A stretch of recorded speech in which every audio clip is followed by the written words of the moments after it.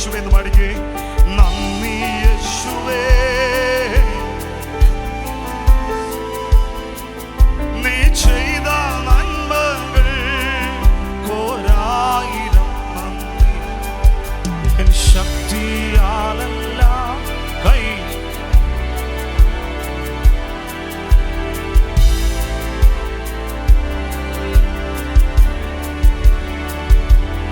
എന്റെ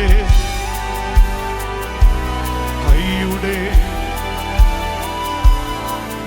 നിന്ദയല്ലയോ എന്റെ കരമുയർത്തിക്കൊണ്ട് എണ്ണിയാ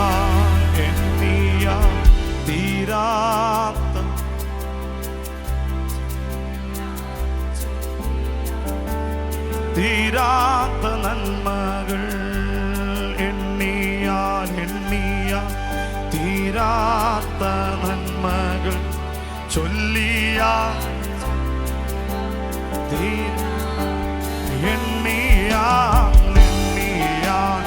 എണ്ണിയാൽ തീരാത്ത നന്മകൾ ചൊല്ലിയാൽ ഒന്ന് കൈകൾ ഉയർത്തിക്കേ.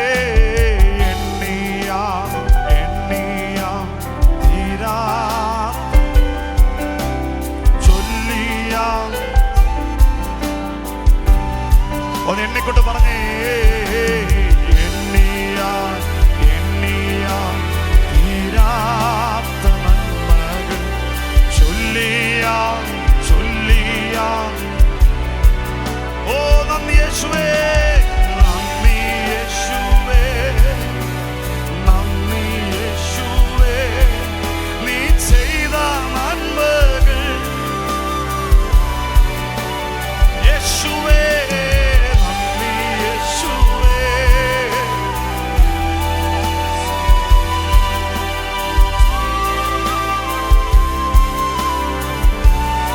ശക്തിയാലല്ല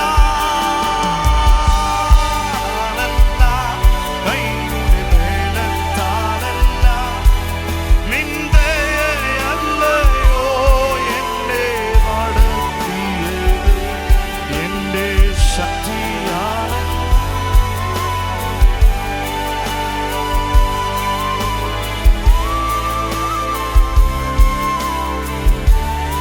കൈകൾ ഉയർത്തിക്കൊണ്ട്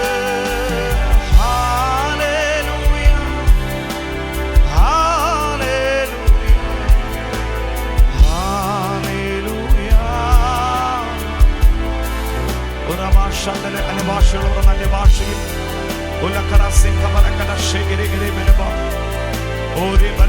ആ സന്തോഷിപ്പിക്കുന്ന നദി കർത്താവ് ഇവിടെ ഒഴുകുന്നതോർത്ത് നന്ദി പറയുന്നു. അങ്ങയുടെ നഗരത്തെ, അങ്ങയുടെ വിശുദ്ധ നിവാസത്തെ സന്തോഷിപ്പിക്കുന്ന നദി ഇവർ അനുഭവിക്കട്ടെ. ആ സന്തോഷിക്കുന്ന നദി ഞങ്ങൾ അനുഭവിക്കട്ടെ. അതിന്റെ അളവ് വർദ്ധിക്കട്ടെ. ഒരു വെള്ളപ്പൊക്കം പോലെ സന്തോഷത്തിന്റെ നദി ഒഴുകട്ടെ. ഓ കൈകളടിച്ചതിനെ സ്വീകരിച്ച് ഓ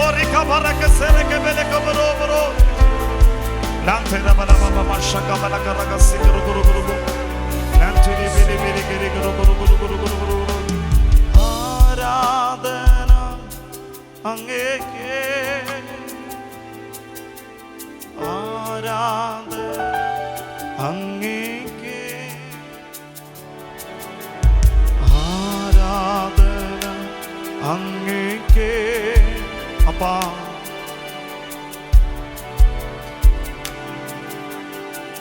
ആ ഉയർന്ന കരങ്ങളെ കർത്താവിന്റെ കൈകൾ പിടിക്കുന്നത് കാണാം. അനേകർ ബലപ്പെടുകയാണ്, അനേകർ ദൈവശക്തിയിൽ നിറയുകയാണ്, അനേകരുടെ ജീവിതത്തിന്റെ അവസ്ഥകൾക്ക് പൂർണ്ണ മാറ്റം വെളിപ്പെടുകയാണ്. ഇത് അത്ഭുതത്തിന്റെ പകൽ, അത്ഭുതങ്ങളുടെ ഞായറാഴ്ചയാണ്. ഓ റിസീവ് ചെയ്തിട്ട് അത്ഭുതങ്ങളുടെ ഞായറാഴ്ചയാണ്, അത്ഭുതങ്ങളുടെ സൺഡേയാണിത്, അത്ഭുതങ്ങളുടെ സമയമാണ്. ഇതാണ് നമ്മുടെ സമയം, ഇതാണ് ദൈവ പ്രവൃത്തിയുടെ നിമിഷം. Oh fire Lord, the power. ഓ ഒഴുകട്ടെ അപ്പാ.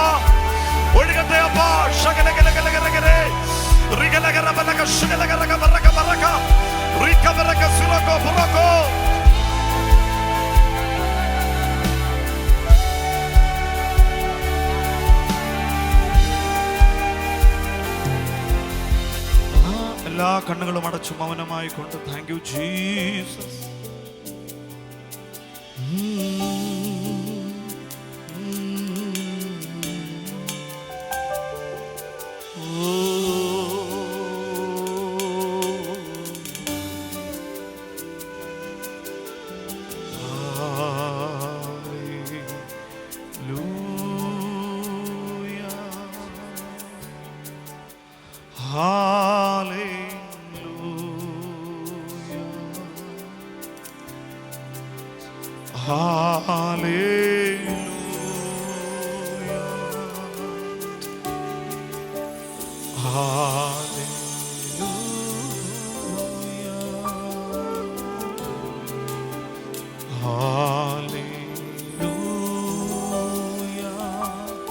കണ്ണുകളടച്ച് കരമുയർത്തി hallelujah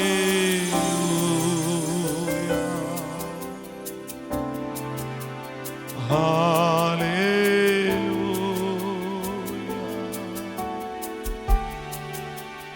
hallelujah. Glory to Lord. Hallelujah. യേശുവാ Hallelujah,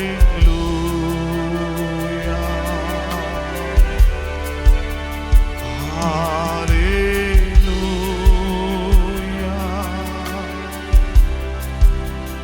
Hallelujah,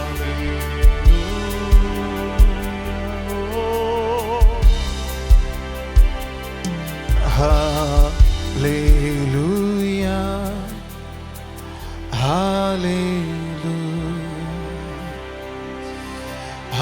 Hallelujah, Hallelujah. ആ കൈകൾ നടിച്ച് കർത്താവിനെ സ്തുതിച്ച് അല്പനേരം അന്യഭാഷയുള്ളവർ അന്യഭാഷയിൽ. ഇനി ഞാൻ പ്രസംഗിക്കാൻ പോകുന്ന വിഷയത്തിന് പേരിട്ടിരിക്കുന്നത് ക്രിസ്ത്യാനി ഒരു ക്ഷമിക്കപ്പെട്ട പാപിയല്ല. എന്നാ ക്രിസ്ത്യാനി എന്ന് പറയുന്നത് എന്തല്ല? Christian is not a forgiven sinner. ക്രിസ്ത്യാനി എന്തല്ല? ക്ഷമിക്കപ്പെട്ട പാപിയല്ല. സ്വാഭാവികമായിട്ട് ഈ വാചകം കേൾക്കുമ്പോൾ നിങ്ങളുടെ ഉള്ളിലേക്കൊക്കെ 100 ചിന്ത വരാം. ആ ചിന്തകൾക്ക് മറുപടി തരികയാണ് തുടർന്ന് ഞാൻ ചെയ്യാൻ പോകുന്നത്. ഒരു നല്ല ഹല്ലേലൂയ പറഞ്ഞാൽ. ദൈവവചനത്തിനൊരു പ്രത്യേകതയുണ്ട്. അത് വേദപുസ്തകം പറയുന്ന അത് കണ്ണാടി പോലെയാണ്. കുറച്ച് നാളുകൾ ഞാൻ കണ്ടിന്യൂസ് ആയി പറഞ്ഞൊരു കാര്യമാണ് ദൈവദിനത്തിലുള്ള പ്രത്യേകത കണ്ണാടി പോലെയാണെന്ന് പറഞ്ഞിട്ട് ഞാൻ പറഞ്ഞു അത് നിങ്ങളുടെ കുറവുകളും കുറ്റങ്ങളും മാത്രം കാണിക്കുന്നതല്ല, പകരം it shows your identity. Amen. Hallelujah. It shows your personality. Yes. It shows your authority. So whenever you read the word, it produces results in you. How? It show who you are. നിങ്ങൾ ആരാണ്? Amen. നിങ്ങളുടെ personality എന്താണ്? Yes. നിങ്ങൾ എൻ്റെ ഒപ്പം എത്തിയോ? ഒരു നല്ല ഹല്ലേലൂയ പറയാമോ? നമ്മൾ പലപ്പോഴും ദൈവവചനം വായിക്കുന്നത് അങ്ങനെ ഒരു അണ്ടർസ്റ്റാൻഡിങ്ങിൽ നിന്നല്ല. നമ്മൾ ചുമ്മാ ബൈബിൾ വായിച്ചു പോകുന്നു എന്നേ ഉള്ളൂ. എന്നാൽ നമുക്ക് പറ്റുന്ന അബദ്ധം, അങ്ങനെ വായിച്ചു പോകുന്ന ആളുകൾക്ക് അവരുടെ ലൈഫിൽ റിസൾട്ടുകൾ കാണത്തില്ല. ദൈവം തൻ്റെ അനുഗ്രഹങ്ങളെല്ലാം വെച്ചിരിക്കുന്നത് ഗോസ്പലിനകത്താണ്, സുവിശേഷത്തിനകത്താണ്. Hallelujah. ഗോസ്പൽ നിങ്ങൾക്ക് എത്രയധികം മനസ്സിലാവുന്നോ അത്രയധികം ബ്ലെസ്സിങ്ങിലേക്ക് നിങ്ങൾ തനിയെ കയറാനായി തുടങ്ങും. Amen.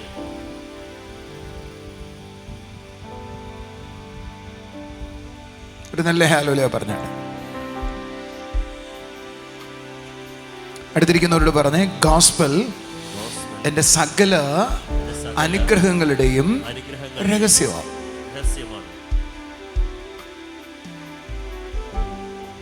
ഒന്നുകൂടെ പറഞ്ഞേ, ഗോസ്പൽ എൻ്റെ സകല അനുഗ്രഹങ്ങളുടെയും രഹസ്യമാണ്.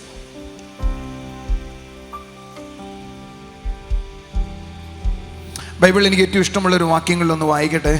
അത് ഗലാത്യ ലേഖനം അതിൻ്റെ 3-ാം അധ്യായം അതിൻ്റെ 7-9 വാക്യം നമുക്കൊന്ന് വായിക്കാം.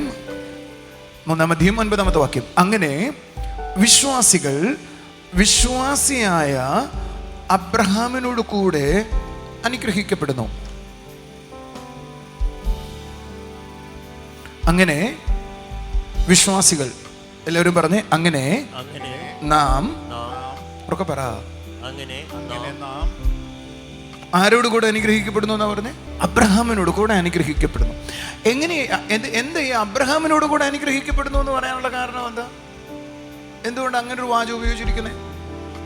നേരെ നമുക്കൊരു വാക്യം കൂടെ വായിക്കാം. അത് ഉൽപ്പത്തി പുസ്തകം 12-ാം അധ്യായം 2-ാമത്തെ വാക്യം വായിക്കാം. ഉൽപ്പത്തി പുസ്തകം 12-ാം അധ്യായം 2-ാമത്തെ വാക്യം. ഞാൻ നിന്നെ വലിയൊരു ജാതിയാക്കും, നിന്നെ അനുഗ്രഹിച്ച് നിന്റെ പേര് വലുതാക്കും, നീ ഒരു അനുഗ്രഹമായിരിക്കും. എല്ലാവരും പറഞ്ഞു, നീ ഒരു അനുഗ്രഹമായിരിക്കും. എന്ന് പറഞ്ഞാൽ ദൈവം അബ്രഹാമിനോട് പറഞ്ഞു, നീ ഒരു അനുഗ്രഹമായിരിക്കുമെന്ന്. അതേ അനുഗ്രഹം ഇന്ന് എന്റെ മേൽ ദൈവം വെച്ചിരിക്കുകയാണ്. അത് നിങ്ങൾക്ക് പഴയ നിയമം വായിച്ചാൽ മനസ്സിലാവത്തില്ല. പുതിയ നിയമത്തിലേക്ക് വന്നാൽ മനസ്സിലാവും. അബ്രഹാമിന്റെ മുകളിൽ ദൈവം പറഞ്ഞ വാഗ്ദത്തമാണ് നീ ഒരു അനുഗ്രഹമാകുമെന്ന്. അതേ വാഗ്ദത്തം എനിക്കുമുണ്ട് എന്നും എനിക്കും കൂടെ ഉള്ളതാണ് എന്നും മനസ്സിലാകണമെങ്കിൽ പുതിയ നിയമത്തിലേക്ക് വന്നാലേ ഒക്കത്തുള്ളൂ, ഗോസ്പലിലേക്ക് വന്നാലേ ഒക്കത്തുള്ളൂ.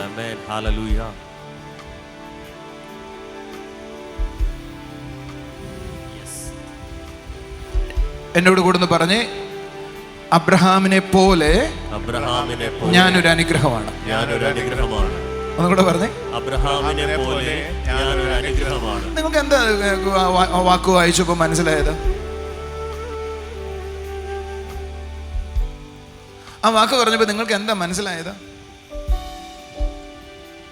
വർഷങ്ങളോളം എനിക്കും അത് മനസ്സിലാവുമായിരുന്നില്ല. ഞാൻ ഒരു 1.5 വർഷം മുമ്പ് അബ്രഹാമിന്റെ അനുഗ്രഹം എന്നൊരു വിഷയത്തെക്കുറിച്ച് പഠിപ്പിച്ചിട്ടുണ്ട്. നമുക്ക് യൂട്യൂബിൽ കയറി കാണാമെന്ന് എൻ്റെ വിശ്വാസം. എന്നാൽ വർഷങ്ങളോളം എനിക്കിത് മനസ്സിലായില്ല. പക്ഷേ ഒരിക്കൽ എന്നോട് ദൈവത്തിൻ്റെ വചനം പറഞ്ഞു, ജോണേ, ഞാൻ നിന്നെ ഒരു അനുഗ്രഹമാക്കുമെന്ന് പറയുമ്പോൾ നീ മനസ്സിലാക്കേണ്ട ഒത്തിരി കാര്യങ്ങളുണ്ട്. അത് വെറും ഒരു വാക്കായിട്ടല്ല നിന്റെ അടുക്കിലേക്ക് വരുന്നേ. ആ വാക്കിനോട് കൂടെ എൻ്റെ ശക്തിയും കൂടെയാ നിന്റെ അടുക്കിലേക്ക് വരുന്നേ.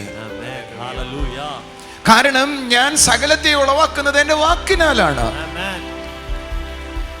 ഞാൻ നിന്നെ അനുഗ്രഹമാക്കുന്നു എന്ന് പറയുമ്പോൾ ആ അനുഗ്രഹത്തിൻ്റെ വാക്കുകൾ മാത്രമല്ല, അത് യാഥാർത്ഥ്യമാക്കേണ്ട ഒരു ശക്തിയും കൂടെയാണ് ആ സമയത്ത് എൻ്റെ മേൽ വന്നത്.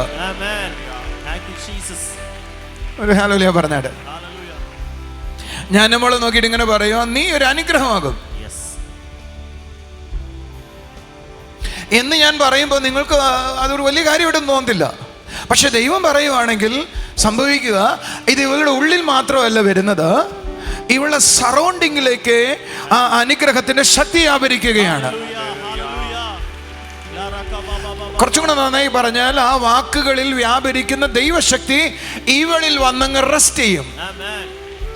എൻ്റെ കൂടെ ഉണ്ടെങ്കിൽ കൈയടിക്കാം, രാമേൻ പറയാം. അടുത്തത് നിങ്ങൾ ശ്രദ്ധിക്കണം, ആ നിമിഷം മുതൽ ഈ അന്നുമോൾക്ക് ചുറ്റും ഫേവറബിളായ സാഹചര്യങ്ങൾ, ബ്ലെസ്സിങ്ങിന് വേണ്ട സാഹചര്യങ്ങൾ ഉളവാക്കുവാൻ അത് ആരംഭിക്കും. ഞാനൊരു വാചകമേ അവളോട് പറഞ്ഞുള്ളൂ, പക്ഷെ ആ വാചകം അവളുടെ അകത്തേക്ക് വന്നിട്ട് അവൾക്ക് ചുറ്റും ആ അനുഗ്രഹം അവളിൽ എത്തിക്കേണ്ട സാഹചര്യങ്ങൾ മുഴുവനും ആ വാക്കുകൾ ഉളവാക്കാനായി തുടങ്ങും. എന്ന് പറഞ്ഞാൽ ദൈവം എന്തെങ്കിലും നിന്നോട് സംസാരിക്കുമ്പോൾ ആ വാക്കുകൾ വന്ന് നിന്റെ തലയിൽ കൂടെ പോകുകയല്ല, അതിൻ്റെ കൂടെ ഒരു ശക്തിയും കൂടെ വരും.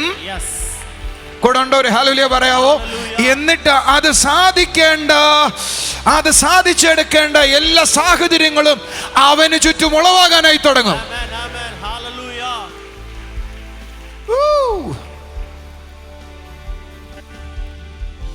The blessing of the Lord create favorable situation surrounding you. Amen. അടുത്തിരിക്കുന്ന ആളോട് പറ, favorable situation surrounding you. ദൈവത്തിന്റെ അനുഗ്രഹം നിന്റെ എല്ലാ സാഹചര്യങ്ങളെയും നന്മയായി ഉളവാക്കുന്ന വിധത്തിൽ ചിലതിനെ നിന്റെ ചുറ്റും ഉളവാക്കാനായി ഇടയാകും. കാരണം അതൊരു വെറും വാക്കല്ല, അതൊരു ശക്തിയാണ്. നിങ്ങൾ ശ്രദ്ധിക്കാവോ, ഇതാ ജോസഫിന്റെ മുകളിൽ ദൈവത്തിന്റെ ബ്ലെസ്സിങ് വരികയാ. അവൻ അടുത്ത് ചെന്നത് പൊത്തിഫേറിന്റെ വീട്ടിലാ, ആ വീടിന് ചുറ്റും അനുഗ്രഹം വരാൻ തുടങ്ങി. അടുത്ത് ചെന്നത് ജയിലിലാ, ആ വീടിന് ചുറ്റും അനുഗ്രഹം വരാൻ തുടങ്ങി. അടുത്ത് ചെന്ന കൊട്ടാരത്തിലാ, ആ വീടിന് ചുറ്റും അനുഗ്രഹം വരാൻ തുടങ്ങി. നോക്ക, അവൻ ചെല്ലുന്നിടത്ത് അനുഗ്രഹങ്ങൾ ഒഴുകാനായി തുടങ്ങി.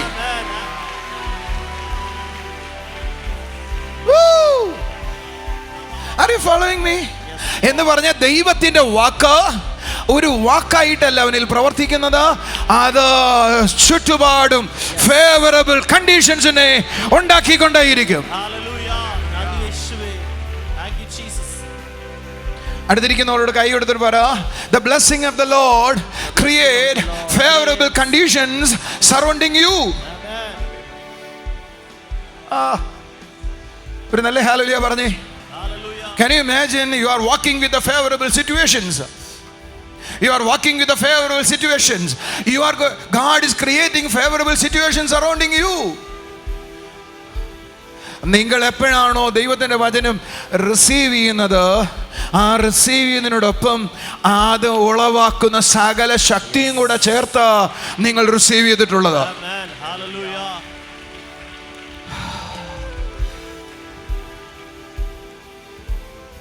നിങ്ങൾ എൻ്റെ ഒപ്പം എത്തിയെന്ന് ഞാൻ വിശ്വസിക്കട്ടെ. അപ്പൊ ഗോസ്പൽ പ്രസംഗിക്കുമ്പോൾ എന്താ സംഭവിക്കുന്നേ? സുവിശേഷം പ്രസംഗിക്കപ്പെടുമ്പോൾ എന്താ സംഭവിക്കുന്നേ? അതൊരു പ്രസംഗമല്ല. ആ പ്രസംഗത്തിലൂടെ എന്താണോ നിങ്ങൾ കേൾക്കുന്നത്, അത് ഉളവാക്കിക്കൊണ്ടിരിക്കുക.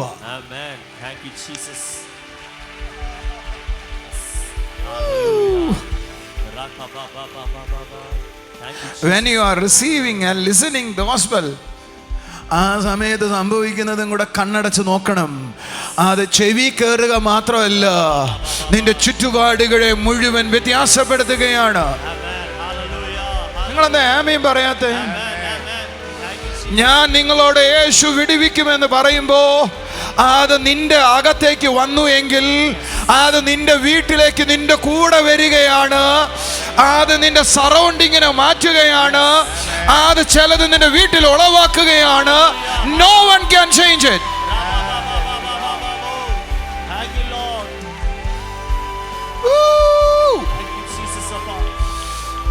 Receive it, receive it, receive it, receive it, receive it, receive it, receive it, receive it. Do you believe or not? Receive it. Yes, amen. Those who believe it, receive it.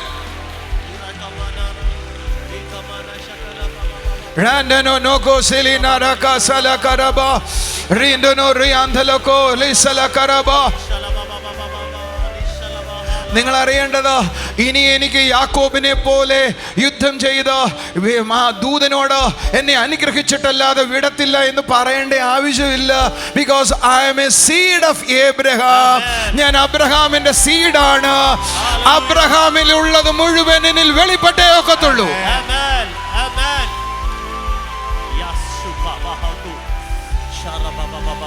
എന്റെ കൂടെ ഒന്ന് പറയാമോ? I am the seed of Abraham. ഞാൻ അബ്രഹാമിന്റെ സന്തതിയാണ്. ഉറക്കെ പറയണം. ഒന്ന് എഴുന്നേറ്റ് തന്നെ എന്നിട്ട് പറഞ്ഞു, ഞാൻ അബ്രഹാമിന്റെ സന്തതിയാണ്. കൂടെ ശബ്ദം ഉയർത്തി പറയണം, I am the seed of Abraham. എന്ന് പറഞ്ഞ ഒരു മരത്തിന്റെ വിത്താണ് ആ മരത്തെ പോലെ ആയിത്തീരുന്നത്. ഒരു മരത്തിന്റെ വിത്ത് ആ മരത്തെ ഉണ്ടാക്കുന്നത് പോലെ അബ്രഹാം എന്ന സന്തതി, അബ്രഹാം എന്ന മരത്തിന്റെ വിത്തായ ഞാൻ അബ്രഹാമിനെ പോലെ ആകുമെന്ന്. You are the seed of Abraham.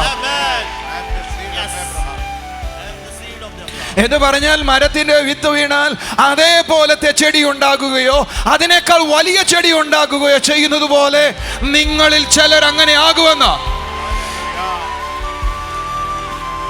Come on, church. Receive it. Yes. Church, receive it. Thank you, Holy Spirit. കൈകളടിച്ച് ഒരു ഹല്ലേലൂയ പറഞ്ഞാട്ടെ. I am the seed of Abraham. Come on, church, say, I am the seed of Abraham. എന്ന് പറഞ്ഞിട്ട് അർത്ഥം എന്നാ? അബ്രഹാമിന്റെ വിത്താണെന്നാ ഞാൻ പറയുന്നേ. എന്ന് പറഞ്ഞ ഒരു മരത്തിന്റെ വിത്ത് ആ മരത്തെ ഉണ്ടാക്കുന്നത് പോലെ അബ്രഹാമിന്റെ വിത്ത് എന്നെ ഒരു അബ്രഹാമാക്കി മാറ്റുകയാണ്. How many of you believe it? From today you will experience the blessing of Abraham. Amen. I'm your pastor, receive it. Hallelujah. From today you will experience the blessing of Abraham. Amen. നിങ്ങൾ അതിനെ എത്ര പേരെ വിശ്വസിച്ച് ഏറ്റെടുത്തു എന്ന് എനിക്ക് അറിയത്തില്ല. ഇന്ന് ഈ സെക്കൻഡ് മുതൽ നിന്റെ സാഹചര്യങ്ങളിൽ ചിലത് മുളയ്ക്കാൻ തുടങ്ങും. Amen.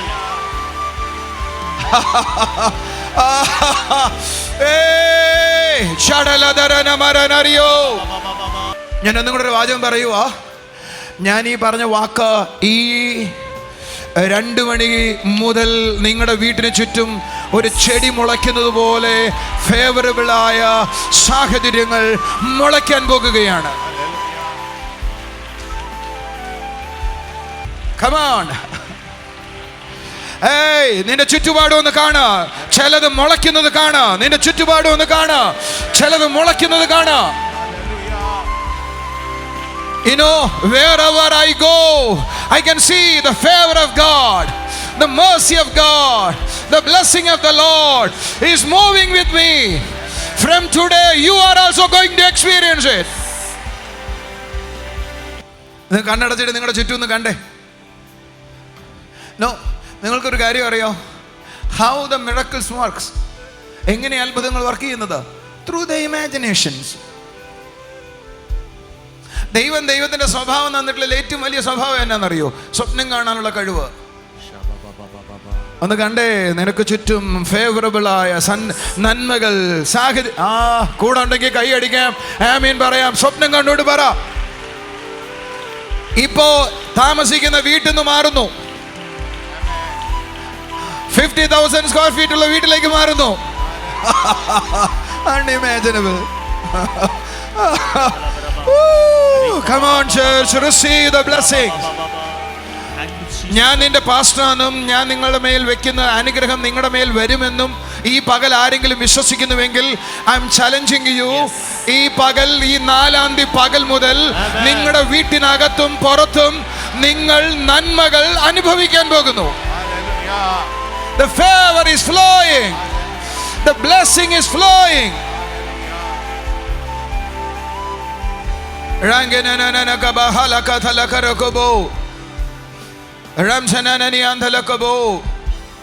ഞാൻ ഒരു കാര്യം ശ്രദ്ധിച്ചു. അബ്രഹാമിന്റെ സന്തതിയെ മുഴുവൻ നോക്കി. അബ്രഹാമിന്റെ മുകളിൽ വെച്ച ബ്ലെസ്സിങ് എന്ന് അവന്റെ മുകളിൽ ദൈവം ബ്ലെസ്സിങ് വെച്ചോ. പിന്നീട് നോക്കാവോ, അവന്റെ സന്തതി ഇത്രയും കൊല്ലമായിട്ട് ആ ബ്ലെസ്സിങ് അനുഭവിച്ചുകൊണ്ടിരിക്കുകയാണെങ്കിൽ അത് അത് അത് അത് നിങ്ങൾ വലുതായ കാണുന്നതെങ്കിൽ നമ്മുടെ കാര്യം എന്ന് പറയാം, ഞാനാണ് വാഗ്ദത്ത സന്തതി. ഇസ്രായേൽ അല്ല, ഞാനാണ് വാഗ്ദത്ത സന്തതി. എങ്കിൽ അത് എന്റെ മേലാണ് ആദ്യം ഒഴുകേണ്ടത്.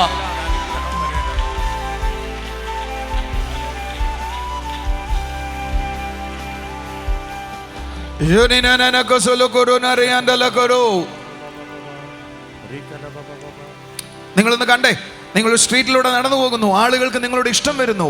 നിങ്ങളൊരു ബിസിനസ് സ്ഥാപനത്തിലേക്ക് ചെല്ലുന്നു, ആളുകൾക്ക് നിങ്ങളോട് ഇഷ്ടം വരുന്നു. നിങ്ങളൊരു ഓഫീസിലേക്ക് ചെല്ലുന്നു, ഫേവറബിൾ സിറ്റുവേഷൻ എഴുന്നേൽക്കട്ടെ, ഫേവറബിൾ കണ്ടീഷൻസ് എഴുന്നേൽക്കട്ടെ. എവിടെ ചെന്നാലും ആളുകൾ നിങ്ങളെ സ്നേഹിക്കുന്നു, ആളുകൾ നിങ്ങൾക്ക് വേണ്ടി ചിലത് ചെയ്യുന്നു, ആളുകൾ നിങ്ങൾ സ്നേഹിക്കുന്നു. Come on church, that's the Bible says like that. എന്ത് ചെയ്താലും വിജയിക്കുന്നു.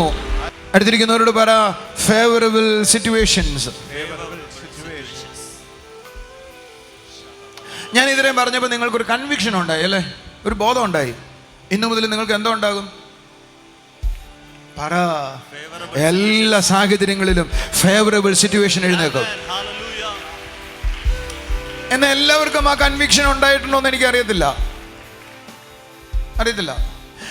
ഉണ്ടായവരിൽ അത് പ്രവർത്തിക്കുന്നേ.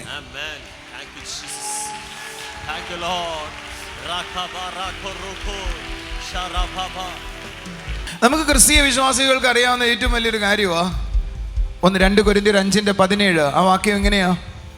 ഒരുവൻ ക്രിസ്തുവിലായാൽ അവൻ പുതിയ സൃഷ്ടിയാണ്, പഴയത് കഴിഞ്ഞുപോയി, അത് പുതുതായി തീർന്നിരിക്കുന്നു. നിങ്ങൾക്ക് എത്ര പേർക്ക് ഒരു കൺവിക്ഷൻ ഉണ്ട് നിങ്ങൾ പുതിയ സൃഷ്ടിയാണ്? ഇപ്പൊ നിങ്ങൾ എല്ലാവരും കൈ ഉയർത്തുന്നുണ്ട്, നല്ലതാ, it's good. Are you sure നിങ്ങൾ പുതിയ സൃഷ്ടിയാണെന്ന്? നിങ്ങൾ തികച്ചും പുതിയതാണെന്ന് നിങ്ങൾക്ക് ഉറപ്പുണ്ടോ? ഒരു നല്ല ഹല്ലേലൂയ പറഞ്ഞാട്ടെ. എന്നാൽ ക്രിസ്ത്യാനികളുടെ അകത്ത് അവർ പുതിയ സൃഷ്ടി എന്ന മനോഭാവമല്ല ഉള്ളതെന്ന് പറഞ്ഞാൽ നിങ്ങൾ വിശ്വസിക്കുമോ? ക്രിസ്ത്യാനികളുടെ അകത്തുള്ള മനോഭാവം ഞാൻ പറയട്ടെ, അനുമോള് വരാമോ? ഒരാൾ യേശുവിലേക്ക് വരികയാണ്. ഈ ക്രിസ്ത്യ വിശ്വാസികളുടെ ഉള്ളിലേക്ക് അവർ യേശുവിലേക്ക് വരുമ്പോൾ അവരുടെ ഉള്ളിലുണ്ടാകുന്ന ആദ്യത്തെ ബോധ്യം, യേശുവിൽ വരുന്ന വിശ്വാസി എന്ന് പറയുന്നയാൾ, അല്ലെങ്കിൽ ക്രിസ്ത്യാനി എന്ന് പറയുന്നയാൾ, അല്ലെങ്കിൽ മറ്റു മതസ്ഥരായ ഒരാൾ യേശുവിലേക്ക് വരുമ്പോൾ അവർക്കുണ്ടാകുന്ന ഏറ്റവും ആദ്യത്തെ കൺവിക്ഷൻ, അവർക്കുണ്ടാകുന്ന ബോധം, യേശുവിൻ്റെ രക്തം എൻ്റെ സകല പാപത്തെയും പോക്കി എന്നെ വിശുദ്ധീകരിക്കുന്നു. യോഹന്നാന്റെ ലേഖനം 1:7 അവന്റെ രക്തം പറഞ്ഞേ സകല പാപവും പോക്കി. എന്നോട് വിശ്വാസത്തിലേക്ക് വന്നപ്പോൾ ആളുകൾ പറഞ്ഞു, മോന്റെ പാപമല്ല യേശു എന്ത് ചെയ്തു? പറഞ്ഞാട്ടെ, നിങ്ങൾക്കുണ്ടാകുന്നതും എനിക്കുണ്ടാകുന്ന ആദ്യ സമയങ്ങളിൽ ആളുകൾ പറഞ്ഞിരുന്ന കാര്യം ഒന്ന് പറ. മോന്റെ പാപമല്ല ആര് ക്ഷമിച്ചു എന്നാണ് ആളുകൾ പറഞ്ഞുകൊണ്ടിരുന്നേ. പാപം കഴുകിയെന്നൊന്നുമല്ല പറഞ്ഞുകൊണ്ടിരുന്നേ, പാപം ക്ഷമിച്ചു എന്നാ പറഞ്ഞുകൊണ്ടിരുന്നേ. അങ്ങനെയാണോ? എന്താ മിണ്ടാത്തേ? ക്ഷമിച്ചു എന്നല്ലേ ആളുകൾ പറഞ്ഞുകൊണ്ടിരുന്നേ, പാപം ദൈവം ക്ഷമിച്ചു എന്നല്ലേ പറഞ്ഞുകൊണ്ടിരുന്നേ. പിന്നീട് മനസ്സിലായേ, പാപം ക്ഷമിക്കുകയല്ല ചെയ്തേ, പാപം കഴുകുകയാ ചെയ്തേ. ഓക്കെ, അതിലേക്ക് ഇപ്പൊ പോകണ്ടല്ലോ. പാപം കഴുകി, അല്ലെങ്കിൽ പാപം കഴുകിയതിന് ശേഷം എന്നോട് നിങ്ങളോട് സാധാരണ ആളുകൾ പറഞ്ഞത് എന്താന്ന് പറയാവോ? ഞാൻ പറയാം. മോനെ, നിന്റെ പാപം എല്ലാം കഴുകപ്പെട്ടു, ഇനി മുതൽ നീ നന്നായി ജീവിക്കണം. ഒരു നല്ല ഹല്ലേലൂയ പറഞ്ഞേ. എന്നതാ നമ്മളോട് കേട്ടെ? പറഞ്ഞേ, മോനെ നിന്റെ പാപം എല്ലാം എന്ത് ചെയ്തു? എന്തുകൊണ്ട് നന്നായി ജീവിക്കണം എന്ന് പറഞ്ഞു? ഞാൻ പറയട്ടെ കാര്യം എന്താന്ന്. നീ വീണ്ടും പാപിയായി പോകാൻ വഴിയുണ്ട്, അതുകൊണ്ട് നീ നന്നായി ജീവിക്കണം. ഇത് നിങ്ങളുടെ ഉള്ളിൽ ശ്വാസം മുട്ടുന്നൊരു വാചകമാണ് ഞാൻ പറയാൻ പോകുന്നത്. ഇയാളെ യേശു കർത്താവ് എന്ത് ചെയ്തു? പാപമോചനം നൽകി, അല്ലെങ്കിൽ പാപമോചനം നൽകി. ഇനി ഇയാൾ എന്ത് ചെയ്യണം? നന്നായി ജീവിക്കണം. ആര് നന്നായി ജീവിക്കണം? ഇയാൾ നന്നായി ജീവിക്കണം. എനിക്ക് ആ വാചകം കേട്ട മുതൽ എന്നെ സന്തോഷമായിരുന്നു അറിയോ. പിന്നീടുള്ള ദിവസം മുതൽ ഞാൻ നന്നാകാൻ ശ്രമിക്കുകയായിരുന്നു. ഒത്തിരി പ്രസംഗങ്ങൾ നിങ്ങൾ കേട്ടിട്ടുള്ളതാണ്, അതുകൊണ്ട് വീണ്ടും ഞാൻ ആവർത്തിക്കുന്നില്ല. പക്ഷേ ഞാൻ മെല്ലെ ദൈവദിനം വായിക്കാൻ തുടങ്ങിയപ്പോഴാണ് മനസ്സിലായേ, എൻ്റെ പാപം കഴുകുക മാത്രമല്ല യേശുവിൻ്റെ രക്തം ചെയ്തത്. അടുത്തിരിക്കുന്ന ആളുടെ കൈ കൊടുത്തിട്ട് പറഞ്ഞേ, എൻ്റെ പാപം കഴുകുക മാത്രമല്ല യേശുവിൻ്റെ രക്തം ചെയ്തത്. ഇരുന്നാട്ടെ, ഞാനൊരു വാചകം നിങ്ങൾക്ക് വേണ്ടി വായിക്കുകയാണ്. അത് ഒന്ന് ശ്രദ്ധിച്ച് നിങ്ങൾ കേൾക്കണം. റോമർക്കെഴുതിയ ലേഖനം 3:25 വിശ്വസിക്കുന്നവർക്ക് അവൻ തൻ്റെ രക്തം മൂലം പ്രായശ്ചിത്തമാകുവാൻ. അവിടെ എഴുതിയിരിക്കുന്ന വാചകം, രക്തം എനിക്ക് പ്രായശ്ചിത്തത്തിന് വേണ്ടിയാണ് ദൈവം നൽകിയിരിക്കുന്നത്. മനസ്സിലാകണമെന്നില്ല, ബുദ്ധിമുട്ടണ്ട. ഞാൻ 1-2 വാചകം കൂടെ വായിച്ചിട്ട് വിശദീകരിക്കാം. എഫേസ്യ ലേഖനം 1:7 അവനിൽ നമുക്ക് അവന്റെ രക്തത്താൽ അതിക്രമങ്ങളുടെ മോചനം എന്ന വീണ്ടെടുപ്പുണ്ട്. എന്താ ഈ പറയുന്നേ? രക്തത്താൽ ഒരു വീണ്ടെടുപ്പുണ്ടെന്നാ. യേശുവിന്റെ രക്തം എന്റെ പാപം കഴുകുക മാത്രമല്ല ചെയ്തത്, യേശുവിന്റെ രക്തം എന്നെ ഏതിൽ നിന്നോ വീണ്ടെടുക്കുക കൂടെ ചെയ്തിട്ടുണ്ട്. അത് നമുക്ക് അടുത്ത ഞായറാഴ്ച പഠിക്കാം. ഈ ഞായറാഴ്ച പഠിപ്പിക്കാൻ പോകുന്ന കാര്യം ഒരു വാക്യം കൂടെ വായിച്ചിട്ട് ഞാൻ പറയാം. റോമർക്കെഴുതിയ ലേഖനം 5:9 ആ വാചകം ഒന്ന് ശ്രദ്ധിച്ച് നിങ്ങൾ വായിക്കൂ. നിങ്ങളുടെ കയ്യിൽ ബൈബിൾ ഉണ്ടെങ്കിൽ തുറക്കൂ. തുറന്നിട്ട് ഞാൻ ആ വായിച്ച വാചകം ഒന്ന് വായിച്ച് ശ്രദ്ധിച്ചു. അവൻ്റെ രക്തത്താൽ നീതീകരിക്കപ്പെട്ട ശേഷമോ. അവിടെ രക്തം കൊണ്ട് എൻ്റെ പാപം മോചിച്ചതിനെ കുറിച്ചല്ല പറയുന്നേ, പകരം അവൻ്റെ രക്തത്താൽ നീതീകരിക്കപ്പെട്ടു എന്നാണ് പറയുന്നത്. ഞാൻ ഇംഗ്ലീഷ് വേർഷൻ വായിക്കുകയാണ്. Therefore, since we have now been justified. അവിടെ എഴുതിയിരിക്കുന്നത് ജസ്റ്റിഫൈഡ് എന്നാണ്. നീതീകരിക്കപ്പെട്ടതിന് ശേഷം, അല്ലെങ്കിൽ വാചകം നീതീകരിക്കപ്പെട്ടതിന് ശേഷം. നീതീകരിക്കപ്പെടുക എന്ന വാചകത്തിൽ മലയാളത്തിൽ ഒത്തിരി സ്ഥലത്ത് നീതീകരണം എന്ന് എഴുതിയിട്ടുള്ളിടത്ത് രണ്ട് വാക്കുകൾ ഉപയോഗിച്ചിട്ടുണ്ട്. ഒന്ന് ജസ്റ്റിഫിക്കേഷൻ എന്ന് ഉപയോഗിച്ചിട്ട്, ജസ്റ്റിഫിക്കേഷൻ എന്ന വാക്ക് ഉപയോഗിച്ചിട്ടുണ്ട്. റൈച്ചസ്നെസ് എന്ന വേർഡ് ഉപയോഗിച്ചിട്ടുണ്ട്.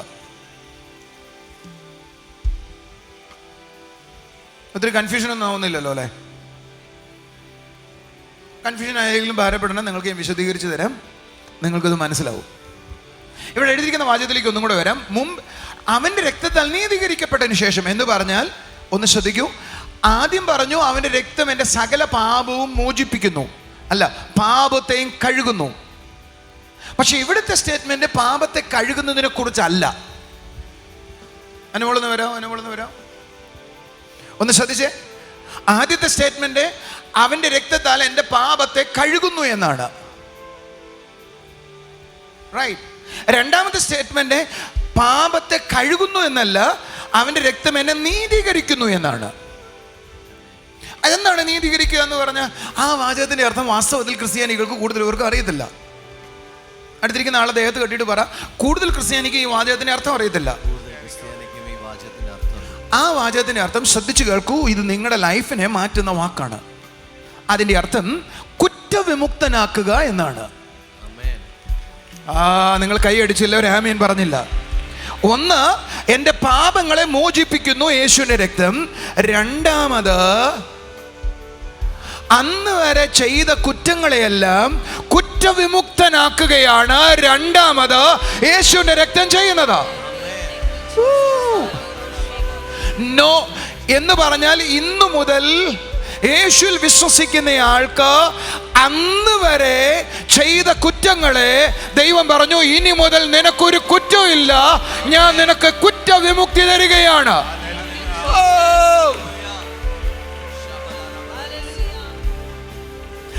അടുത്തിരിക്കുന്ന ആളെ കൈ കൊടുത്തിട്ട് പറ, യേശുവിന്റെ രക്തം ചെയ്യുന്ന ഏറ്റവും വലിയ കാര്യം, ഒന്ന്, എൻ്റെ പാപങ്ങളെ അവൻ കഴുകുന്നു.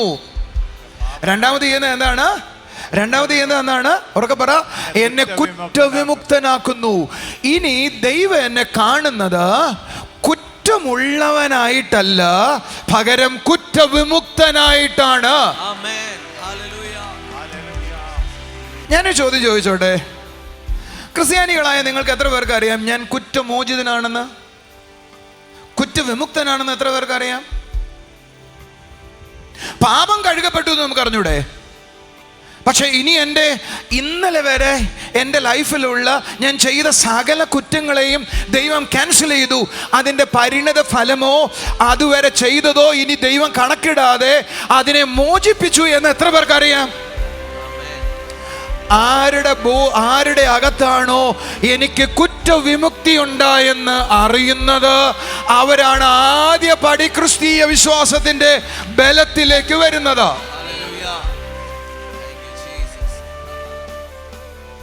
അത് പറഞ്ഞേ, ഞാൻ കുറ്റവിമുക്തനായി.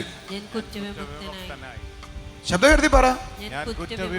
അടുത്തിരിക്കുന്ന ആളുടെ കൈ കൊടുത്തിട്ട് പറ, ഇന്നലെ വരെ നീ ചെയ്തു പോയ പാപത്തിന്റെ അനന്തരഫലമായി നീ അനുഭവിക്കേണ്ട ശിക്ഷ നീ അനുഭവിക്കേണ്ട, കാരണം നീ കുറ്റവിമുക്തനായി.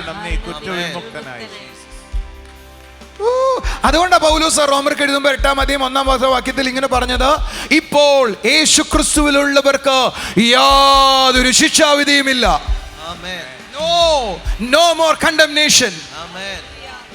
ഒരു വാക്യം കൂടെ വായിക്കാം നമുക്ക്. റോമർക്കെഴുതിയ ലേഖനം 3-ാം അധ്യായം 5-ാമത്തെ വാക്യം വായിക്കും. റോമർക്കെഴുതിയ ലേഖനം 3-25 വാക്യം. വിശ്വസിക്കുന്നവർക്ക് അവൻ തന്റെ രക്തം മൂലം പ്രായശ്ചിത്തമാകുവാൻ ദൈവം അവനെ പരസ്യമായി നിർത്തിയിരിക്കുന്നു. ഇനി അടുത്ത വാചകം നിങ്ങൾ ശ്രദ്ധിച്ചു കേൾക്കൂ. ദൈവം തന്റെ പൊറുമയിൽ മുൻകഴിഞ്ഞ പാപങ്ങളെ ശിക്ഷിക്കാതെ വിടുക. ശിക്ഷിക്കാതെ. അപ്പൊ ഇന്നലെ വരെ നിങ്ങൾ ചെയ്ത ഒരു പാപത്തിന്റെയും ശിക്ഷ ഞാൻ അനുഭവിക്കണ്ട. യേശുവിന്റെ രക്തം ചെയ്ത ഏറ്റവും വലിയ കാര്യം, ഇന്നലെ വരെ ഞാൻ ചെയ്ത ഒരു പാപത്തിന് ശിക്ഷ ഞാൻ അനുഭവിക്കണ്ട. എങ്കിൽ ഞാൻ അനുഭവിക്കേണ്ട രോഗങ്ങളല്ല ചിലത്, ഞാൻ അനുഭവിക്കേണ്ട കഷ്ടങ്ങളല്ല ചിലത്, ഞാൻ അനുഭവിക്കേണ്ട വേദനയല്ല ചിലത്, അതിന്റെ അനന്തരഫലം അനുഭവിക്കേണ്ട ആളല്ല ഞാൻ. നിങ്ങളുടെ മനസാക്ഷിയോട് ചോദിച്ചേ, ഇത് അതിന്റെ ഫലമാണെന്നല്ലേ നമ്മുടെ തലയിലുള്ളത്? എന്താ മിണ്ടാത്തെ? എൻ്റെ അപ്പൻ ചെയ്തത്, എൻ്റെ അമ്മ ചെയ്തത്, അല്ലെങ്കിൽ ഞാൻ ചെയ്തത്, അതിൻ്റെ അനന്തരഫലമല്ലേ ഞാൻ അനുഭവിക്കുന്നത്? വേദപുസ്തകം പറയുന്നത് നീ അനുഭവിക്കേണ്ട, നീ കുറ്റവിമുക്തനാണ്, ഞാൻ നിന്നെ ജസ്റ്റിഫൈ ചെയ്യുകയാണ്. ഇനി കുറ്റവിമുക്തനാകുക എന്ന് പറയുന്നിടത്ത് ഒരു വലിയ വാചകം കൂടെ പറഞ്ഞേ ഒക്കത്തുള്ളൂ. അനുമോള് വരാവോ? എന്നെ ശ്രദ്ധിക്കൂ. ഇയാളെ കുറ്റവിമുക്തനാക്കുന്നത് ദൈവമാണ്. ആരാണ്? യേശുവിൽ ആരെങ്കിലും വിശ്വസിച്ചാൽ ആ വിശ്വസിക്കുന്നയാളെ കുറ്റവിമുക്തനാക്കുന്നത് ദൈവമാണ്. അയാളെ ദൈവം ജസ്റ്റിഫൈ ചെയ്യും. എന്നിട്ട് പറയും, I declare he is justified. ഞാൻ വിളിച്ചു പറയുകയാണ് അന്നമോൾ കുറ്റവിമുക്തയാണെന്ന്. ആ ആളെ കുറ്റം വിധിക്കാൻ ഈ ലോകത്തിൽ ആരാ ഉള്ളേ? അതുകൊണ്ടാണ് റോമർക്കെഴുതിയ ലേഖനം 8-33 വാക്യത്തിൽ വായിച്ചേ. റോമർക്കെഴുതിയ ലേഖനം 8-33 വാക്യം. ദൈവം തെരഞ്ഞെടുത്തവരെ ആര് കുറ്റം ചുമത്തും? ദൈവം തെരഞ്ഞെടുത്തവനെ ആര് കുറ്റം ചുമത്തും? നീതീകരിക്കുന്നവൻ ദൈവം. ജസ്റ്റിഫൈ, അവിടെ എഴുതിയിരിക്കുന്ന വാചകം ജസ്റ്റിഫൈ, നീതീകരിക്കുന്നവൻ എന്ന് പറഞ്ഞ കുറ്റവിമുക്തനാക്കുന്നവൻ ദൈവം. ആരവനെ കുറ്റം വിധിക്കും? ഒരു നല്ല ഹല്ലേലൂയ പറഞ്ഞേട്ടെ. അടുത്തിരിക്കുന്ന ആളെ കൈയെടുത്തിട്ട് പറ, ദൈവം നിന്നെ യേശുവിൽ വിശ്വസിച്ചപ്പോൾ കുറ്റവിമുക്തനാക്കി. കൈയടിച്ചില്ല. യേശുവിൽ നീ വിശ്വസിച്ചപ്പോൾ ദൈവം നിന്നെ കുറ്റവിമുക്തനാക്കി. ഭയങ്കര കാര്യമോ? നമ്മുടെ എല്ലാം മനസാക്ഷിയുടെ പ്രശ്നം എന്നാന്നറിയോ? ഇന്നലെ ചെയ്ത പാപമല്ലേ? പാപം കഴിക്കുന്ന തോന്നലുണ്ട്, പക്ഷെ കുറ്റം വിമുക്തനാക്കിയെന്ന് തോന്നലില്ല. പാപം കഴുകിയെന്ന് നമുക്ക് തോന്നലുണ്ട്, പക്ഷേ കുറ്റവിമുക്തനാക്കിയെന്ന് തോന്നലില്ല. എൻ്റെ കുറ്റം ഇനി എൻ്റെ തലയിലില്ല, ഞാൻ മോചിതനാണ്, ഞാൻ മോചിതനാണ്. എന്താ കൈയടിക്കാത്തെ?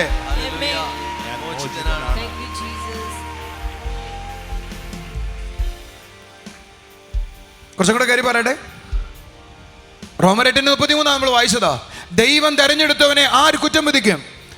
ദൈവം നീതീകരിക്കുന്നവനെ ആര് കുറ്റം പറയും? ദൈവം ഒരാളെ ജസ്റ്റിഫൈ ആയി കണക്കാക്കുകയാണ്.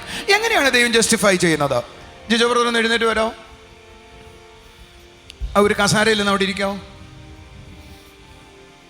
രണ്ടുപേര് എഴുന്നേറ്റ് വരാമോ? ഒരു സൈഡിൽ നിൽക്കാം, അവിടെ സൈഡിൽ സാറ്. അടുത്ത ആൾ ഇവിടെ വന്ന് നിൽക്കാം. ഇത് സ്വർഗീയ കോടതിയാന്ന് വിചാരിക്കേ. മുന്നോട്ടിരിക്കും. ഇത് സ്വർഗീയ കോടതിയാണ്. കോടതി മുറിയിൽ 2 പേരുണ്ട്. ഈ കോടതി മുറിയിൽ 2 പേരുണ്ട്. ഒരു വാദി, ഒരു പ്രതി എന്ന് വിചാരിച്ചു. കോടതി ഒരാളെ കുറ്റക്കാരനായി കണ്ടു. അയാളുടെ പേര് യേശു എന്നാണ്. അതുകൊണ്ട് ലോകത്തിന്റെ പാപം ചുമക്കുന്ന ദൈവത്തിന്റെ കുഞ്ഞാടെന്നവന് പേരായത്. അതുകൊണ്ട് അവൻ പറഞ്ഞത്, കർത്താവേ കർത്താവേ എന്നെ കൈവിട്ടത് എന്താ എന്ന് അവൻ പറഞ്ഞത്. കാരണം നാം അവനിൽ ദൈവത്തിന് നീതിയാകേണ്ടതിനെ ദൈവം അവനെ പാപമാക്കി. യേശു ക്രിസ്തു എൻ്റെ പാപങ്ങളെ വഹിച്ചു, എൻ്റെ പാപങ്ങളെ വഹിച്ചു. എൻ്റെ പാപങ്ങളുടെ ഫലമായി ഞാൻ അനുഭവിക്കാനുള്ള ശിക്ഷ കാൽവരിയിലെ ക്രൂശിൽ വെച്ച് താൻ അനുഭവിച്ചു. ദൈവത്തിന്റെ കോപാഗ്നി ആ കാൽവരിയുടെ ക്രൂശിന്മേൽ വന്നതാണ് ക്രൂശീകരണം എന്ന് പറയുന്നത്. അത് ഒരു മനുഷ്യനും സഹിക്കാൻ കഴിയത്തില്ല, ഒരു മനുഷ്യനും ഏറ്റെടുക്കാൻ പറ്റത്തില്ല. പക്ഷേ യേശു അതിനെ വഹിച്ചു. യേശു വഹിച്ചപ്പോൾ നിങ്ങൾക്കുണ്ടായ പ്രത്യേകത എന്നാന്നറിയോ? ഇപ്പുറത്ത് നിൽക്കുന്നവനെ നോക്കിയിട്ട് പറഞ്ഞു, നീ കുറ്റം ചെയ്തിട്ടില്ല, പൊയ്ക്കോ. Amen. എന്റെ കൂടെ ഉണ്ടെങ്കിൽ ഹല്ലേലൂയ പറയാവോ? ഇവൻ കുറ്റം ചെയ്തവനല്ലേ? Hallelujah. ഇവൻ കുറ്റം ചെയ്തവനല്ലേ? Yes. ആണ്. പക്ഷേ ഈ കുറ്റമെല്ലാം ഇവൻ വഹിച്ചതുകൊണ്ട് ഇവനെ ദൈവം നിരുപാധികം വിട്ടയച്ചു. Hallelujah. പോരെ നിക്കവിടെ. Thank you, Jesus. എന്റെ കൂടെ ഉണ്ടെങ്കിൽ കൈയടിച്ചു ആമേൻ പറഞ്ഞേ. Amen. ഇവൻ തന്റെ സകല പാപങ്ങളും വഹിച്ചതുകൊണ്ട്, സകല കുറ്റവും ഏറ്റെടുത്തതുകൊണ്ട് ഇപ്പുറത്ത് നിൽക്കുന്നയാളെ വിട്ടയച്ചതാണ് ജസ്റ്റിഫൈ എന്ന് പറയുന്നത്. Hallelujah. Thank you, Jesus. ഇയാളെ കോടതി മുറി പറയും, ഇയാൾ ജസ്റ്റിഫൈഡ് ആയി, Amen. ഇയാൾ കുറ്റവിമോചിതനായി, ഇയാൾ കുറ്റത്തിന് ശിക്ഷിക്കപ്പെട്ടു. എനിക്ക് വേണ്ടി ഒരുവൻ ശിക്ഷിക്കപ്പെട്ടത് കൊണ്ട് ഞാൻ ഇനി കുറ്റം അനുഭവിക്കണ്ട. Hallelujah. തുള്ളിച്ചാടേണ്ട കാര്യമോ? Rabba-ba-ba. ആമേൻ പറയേണ്ട കാര്യമോ? Amen. Hallelujah. Come on church. Thank you, Jesus. Come on church. Naraka-ba-ba-ba-ba. ഇത് തീരുമാനിച്ചത് ഇവിടുത്തെ ഇന്ത്യൻ സുപ്രീം കോടതിയല്ല, ഇവിടുത്തെ ഹൈക്കോടതിയല്ല, ഇത് സ്വർഗീയ കോടതി എടുത്ത തീരുമാനമാണ്. എന്നെ വെറുതെ വിടുക. എന്നെ വെറുതെ വിടുക. Amen. ഏയ്, ഞാൻ വെറുതെ വിടപ്പെട്ടതോ സ്വർഗമെടുത്ത തീരുമാനമെങ്കിൽ ഈ ലോകത്തിലെ ഒരു വ്യക്തിക്കും എന്നെ കുറ്റക്കാരനാക്കാൻ കഴിയത്തില്ല. Amen. കുറച്ചും കൂടെ കയറി പറയുവോ? എന്റെ അറിഞ്ഞ കാലത്തിലോ അറിവില്ലായ്മയുടെ കാലത്തിലോ എന്ത് ചെയ്തിട്ടുണ്ടെങ്കിലും അതിന്റെ ശിക്ഷ ഞാൻ അനുഭവിക്കേണ്ട. എന്നെ ദൈവം വെറുതെ വിടുകയാണ്.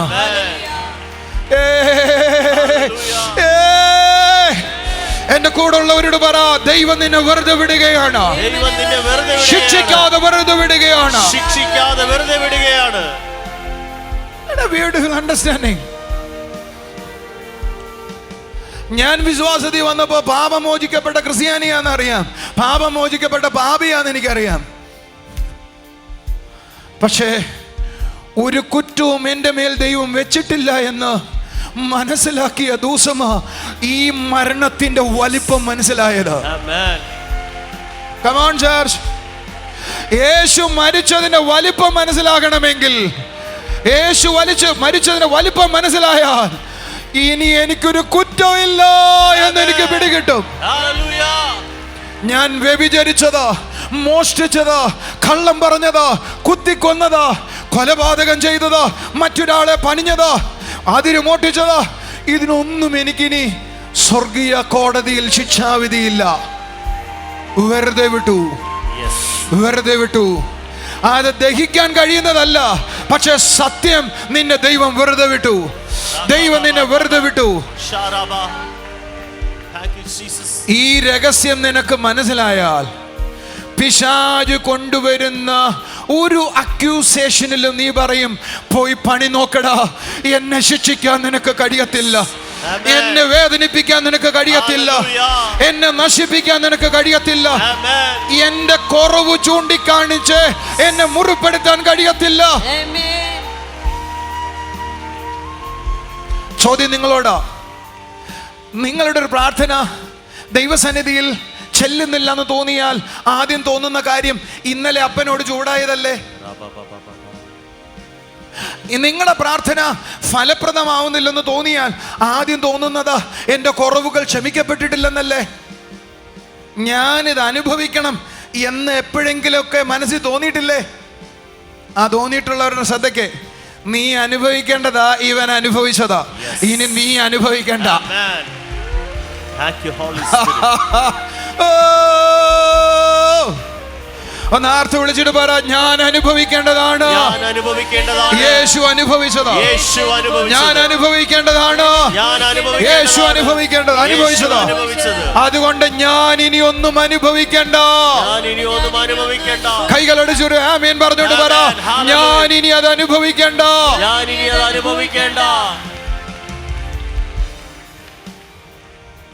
കുറ്റ വിമുക്തനായി, കുറ്റമോചിതനായി. ഞാൻ കുറ്റമോചിതനാണ്. ഞാൻ കുറ്റമോചിതനാണ്. ഒന്നുറക്കെ പറഞ്ഞേ, ഞാൻ കുറ്റമോചിതനാണ്. ഞാൻ ഇനി ശിക്ഷ അനുഭവിക്കണ്ട. ശിക്ഷ അനുഭവിക്കേണ്ട. നിങ്ങളുടെ മനസ്സിൽ നിന്ന് നീ അനുഭവിക്കുന്ന കഷ്ടപ്പാടിൻ്റെ കാരണം, വേദനയുടെ കാരണം ഇതാണെന്ന് തോന്നുന്നതെങ്കിൽ അതിനെ പറിച്ചു കളഞ്ഞിട്ട് പറ, ഞാനൊരു ഫലവും അനുഭവിക്കേണ്ട. നിങ്ങളുടെ തലയിൽ വരുന്ന ചിന്ത, വിതച്ചത് കൊയ്യാതിരിക്കുമോ, വിതച്ചത് കൊയ്യാതിരിക്കുമോ, ചെയ്തതിന് ഫലം അനുഭവിക്കാതിരിക്കുമോ? അത് കർമ്മഫലമാണ്. നിന്റെ കർമ്മഫലം കാൽവറി തീർത്തു. ഒന്ന് കൈ അടിച്ചുകൊണ്ട് പറ, നിന്റെ എല്ലാ കർമ്മഫലവും, എന്റെ എല്ലാ കർമ്മഫലവും കാൽവറി തീർത്തു. ഒന്ന് ഉറക്കെ പറ, നീ ചെയ്ത എല്ലാ കർമ്മഫലവും കാൽവറിയിൽ തീർന്നു. അതിനു പകരം അവന്റെ കൃപ നിന്റെ മേൽ വച്ചു. What a beautiful understanding. ഞാൻ ഇനി ശിക്ഷ അനുഭവിക്കണ്ടേ, ഞാൻ ഇനി ശിക്ഷ, പറ ഉറക്കെ പറ, ഞാൻ ഇനി ശിക്ഷ അനുഭവിക്കണ്ട, ഞാൻ ഇനി ശിക്ഷ അനുഭവിക്കണ്ടേ. What a joyful understanding. നമ്മുടെ തലയിൽ ഇപ്പോഴും ഉള്ളത്, ഞാൻ അനുഭവിക്കുന്നത് ഈ കാരണമാണ്, ഞാൻ അനുഭവിക്കുന്ന ഇത് നിമിത്തമാണ്, ഞാൻ അനുഭവിക്കുന്ന ഇത് നിമിത്തമോ. തോന്നലുള്ളവരുടെ ശ്രദ്ധയ്ക്ക്, നീ അനുഭവിക്കേണ്ട, കാരണം ഒരുവൻ അനുഭവിച്ചതാണ്. നീ അനുഭവിക്കേണ്ട, ഒരുവൻ അനുഭവിച്ചതാണ്. അടുത്ത വാചകം നിങ്ങൾക്ക് ശ്രദ്ധിക്കാവോ? 8:33 പറയുന്നത്, ദൈവം തെരഞ്ഞെടുക്കുന്നവൻ ദൈവം, നീതീകരിക്കുന്ന ദൈവം, കുറ്റം വിധിക്കുന്നതാർ. 33 അതാണെങ്കിൽ 31 പറയുന്ന അറിയാവോ? ദൈവം അനുകൂലമെങ്കിൽ ആരടാ പ്രതികൂലമുള്ളത്?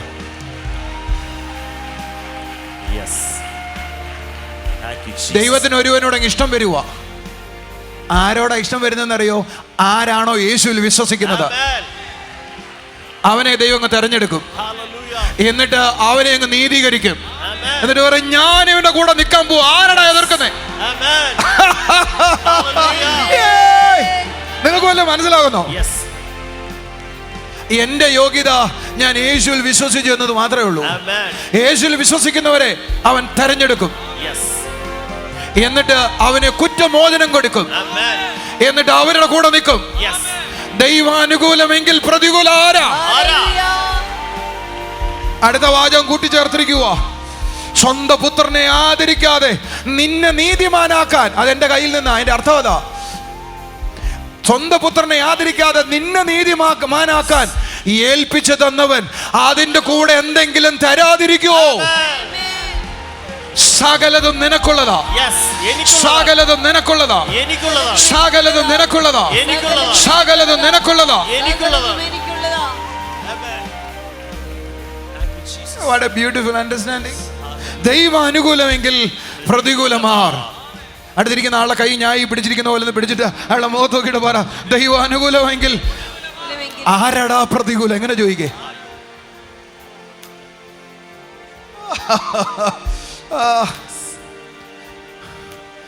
ദൈവം കൂടെ ഉണ്ടെങ്കിൽ പിന്നെ ആരാ വേണ്ടേ?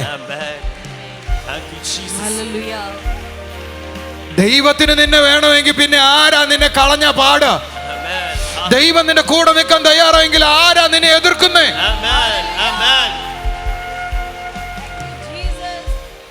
കാൽവറിയിലെ മരണം സ്നേഹത്തിൻ്റെതായി തീരുന്ന എങ്ങനെയാണെന്നറിയോ? ആ മരണത്തിൽ ആരെങ്കിലും നോക്കിയാൽ അവരെ ദൈവം തീരുമാനിച്ചിരിക്കുവാൻ, അയാളെ ജസ്റ്റിഫൈ ചെയ്യാൻ, നീതീകരിക്കുവാൻ. നീതീകരിക്കുവാൻ എന്ന് പറഞ്ഞാൽ അർത്ഥം എന്തുവാ? കുറ്റമോചിതനാക്കാൻ ദൈവം തീരുമാനിച്ചു. ഇന്നലെ വരെ അയാൾ എന്ത് ചെയ്തോ? No business. ഇന്നലെ വരെ എന്തൊക്കെ ചെയ്തു വിട്ടിട്ടുണ്ടോ? ഒരു കാര്യമില്ല. ഇവൻ ഇപ്പോഴാണ് വിശ്വസിച്ചതെങ്കിൽ ആ നിമിഷം മുതൽ കുറ്റമോചിതനാണ്. എല്ലാവരും എന്റെ കൂടെ ഒന്ന് എഴുന്നേറ്റ് ഒന്ന് ആർത്ത് വിളിച്ചിരുന്നു പറഞ്ഞേ, എന്റെ കുറ്റം മോചിക്കപ്പെട്ടേ. ഉറക്കെ പറ, ഒന്നും കൂടെ പറ, എന്റെ കുറ്റം മോചിക്കപ്പെട്ടേ. എന്നെ സന്തോഷമുള്ള സാധനം അല്ലേ? ഒന്നും കൂടെ ഉറക്കെ പറഞ്ഞേ, എന്റെ കുറ്റം മോചിക്കപ്പെട്ടേ, എന്റെ കുറ്റം മോചിക്കപ്പെട്ടേ, എന്റെ കുറ്റം മോചിക്കപ്പെട്ടേ, എന്റെ കുറ്റം മോചിക്കപ്പെട്ടേ. ഞാൻ കുറ്റവിമുക്തനായേ, ഞാൻ കുറ്റവിമുക്തനാണ്. ഇതാണ് കാൽവറി ചെയ്തത്. ഇതാണ് യേശു ചെയ്തത്. ഇതാണ് യേശു വില കൊടുത്തത്. നിന്നെ കുറ്റവിമുക്തനാക്കാൻ അവൻ മരിച്ചതാണ് കാൽവറി.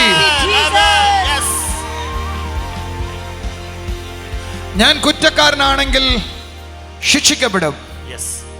ആ ശിക്ഷ എൻ്റെ ലൈഫിലേക്ക് വരുന്ന രോഗങ്ങളായി, തകർച്ചകളായി, വേദനകളായി, സാമ്പത്തിക വേദനകളായി. ഇനി ഞാനിതൊന്നും അനുഭവിക്കണ്ട.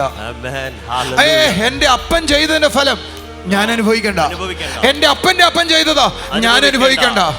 ഇന്നു മുതൽ സ്വാതന്ത്ര്യം, ഇന്നു മുതൽ പൂർണ്ണ സ്വാതന്ത്ര്യം. ഒന്ന് തുള്ളി ചാടിയിട്ട് പറ, മോചിക്കപ്പെട്ടെ, മോചിക്കപ്പെട്ടെ, മോചിക്കപ്പെട്ടെ, മോചിക്കപ്പെട്ടെ, മോചിക്കപ്പെട്ടെ. എന്നെ എന്ത് വേണമെങ്കിലും പിശാചിന് ചെയ്യാമായിരുന്നു. ഞാൻ കുറ്റാരോപിതനായിരുന്നു, കുറ്റാരോപിതനായിരുന്നു. കുറ്റം തലയിലുള്ളയാളായിരുന്നു, മോശക്കാരനായിരുന്നു, കുറ്റക്കാരനായിരുന്നു. ഇനി അവൻ എൻ്റെ മേൽ ഒരു കാര്യമില്ല. Wonderful, eh? This is called Christian life. ഇതാണ് ക്രിസ്തീയത. നമുക്ക് മതം ഇത് പറഞ്ഞു തന്നില്ല. മതം എന്നോട് പറഞ്ഞത് പാപം കഴുകി എന്നാണ്. സോളി മോളെ, വെള്ള ഷോളോ എന്തെങ്കിലും ഇരിപ്പുണ്ടോ അവിടെ? സോളി ഷോളം തന്നെ, അനുമോളിങ് വന്നേ,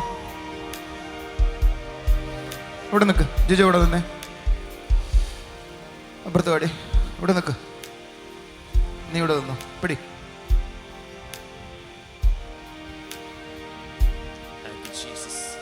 പഴയ നിയമം പാപം ക്ഷമിച്ചും ലംഘനം മറച്ചും എന്ത് ചെയ്തു? പാപം ക്ഷമിച്ചും ലംഘനം മറച്ചും. മറക്കപ്പെട്ടതേ ഉള്ളൂ, മോചിക്കപ്പെട്ടില്ല.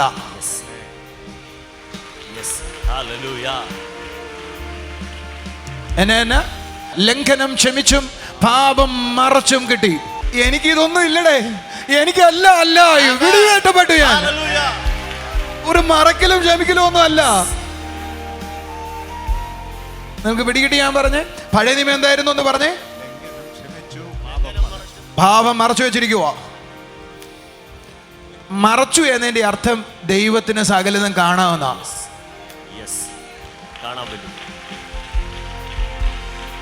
ദൈവത്തിന്റെ കണ്ണിലെല്ലാം മലർന്നിരിക്കുക. പക്ഷെ പുതിയ നിയമം, അയ്യോ ഒരു തെറ്റും ചെയ്യാത്ത കൊച്ചാണല്ലോ. ഇതാണ് പുതിയ നിയമം. നിന്നെ ദൈവം കാണുന്നത് തെറ്റുകാരനായിട്ടല്ല, തെറ്റു ക്ഷമിച്ച ആളായിട്ടല്ല, തെറ്റ് ചെയ്യാത്ത ആളായിട്ടാണ്. അത് തലേ കയറുമെന്ന് എനിക്കറിയത്തില്ല. തെറ്റു ക്ഷമിച്ച ആളല്ല. അതെങ്ങനെയാ ബ്രദറെ? ഒരുവൻ ക്രിസ്തുവിലായാൽ അവൻ പഴയ സൃഷ്ടിയല്ല, പുതിയ സൃഷ്ടിയാണ്. പഴയതിലായിരുന്നു തെറ്റുകുറ്റുകൾ, പുതിയതിൽ ഒന്നുമില്ല. ഇയാൾ പുതിയതാണ്. പാപം ക്ഷമിക്കപ്പെട്ട പാപിയല്ല, പുതിയ സൃഷ്ടിയാണ്. മനസ്സിലാകുന്നോ? പിടികിട്ടി? ഞാൻ പറഞ്ഞേ, എന്നാ ക്ഷമിക്കപ്പെട്ട പാപിയല്ല, ക്ഷമിക്കപ്പെട്ട പാപിയല്ല, പുതിയ സൃഷ്ടിയാണ്. ക്ഷമിക്കപ്പെട്ട പാപിയിലെ സകലതും ദൈവത്തിന് കാണാം. പുതിയ സൃഷ്ടിയിലെ ദൈവം പറയും join new creation. Born in 2006 അല്ല, എന്നായിരുന്നു ബോണിന്റെ? എടാ നിന്റെ സർക്കിൾ ആത്മീയ സ്നാനപ്പെട്ടാ 25th December ന്യൂ ബോൺ ആണ്. നിങ്ങൾക്ക് മനസ്സിലാവുന്നോ? ഇവളെ കാണുമ്പോ സ്വർഗം പറയും 25th ക്രിസ്മസിന്റെ അന്നാണ് ഇയാൾ ജനിച്ചിട്ടുള്ളത്. ഡേറ്റ് ഓഫ് ബർത്ത് മാറി.